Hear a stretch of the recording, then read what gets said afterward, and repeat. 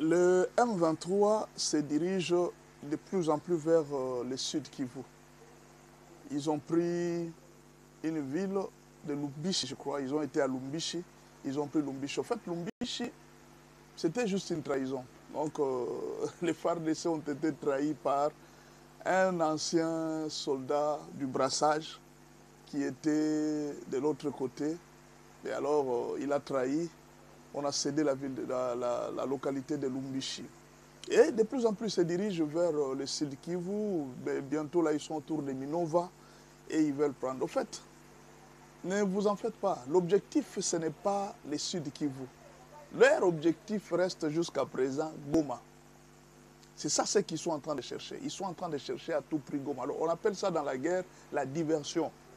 C'est-à-dire, on veut que les FARDC puissent pousser leurs efforts vers le sud Kivu pendant qu'eux vont attaquer directement Goma. Et vous voyez, ils sont là, pendant qu'ils descendent vers le sud Kivu, de l'autre côté, ils sont à Sake, en train d'attaquer Sake. L'objectif qu'ils ont, c'est prendre Goma. Quand ils vont prendre Goma, ils vont demander à Félix de négocier avec le M23. En fait, c'est ça le grand problème de cette guerre. La guerre n'est plus cette guerre où nous allons faire la guerre pour prendre la ville de Kinshasa et faire partir Félix au pouvoir. Ils se battent maintenant pour la négociation. Et Kagame doit avoir certainement beaucoup de munitions. Parce que c'est vrai que les Américains ne vont plus l'aider. Mais ce qu'il avait comme munitions, mais il veut terminer ça parce qu'il avait déjà beaucoup de munitions. Il y avait déjà beaucoup de mercenaires américains qui étaient autour de la CIA. Beaucoup de gens étaient là. Parfois même quand vous entendez les Ouazalendo, ils sont en train de dire, ils disent, nous sommes en train de tuer même de blancs.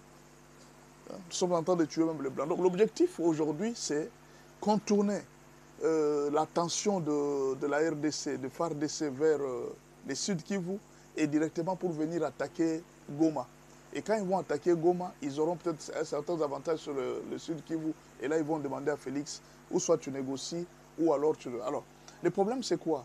Ils n'occupent pas les grands terrains, ils occupent des centres. Vous voyez, par exemple, quand ils arrivent à Kinshasa, ils sont dans la capitale, ils prennent la RTNC, tout ça.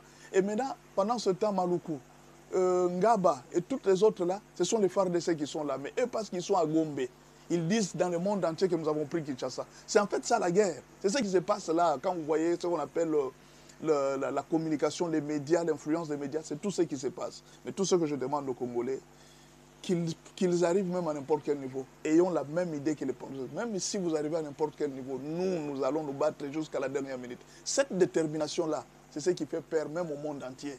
Nous devons la voir. Ne perdons pas ça.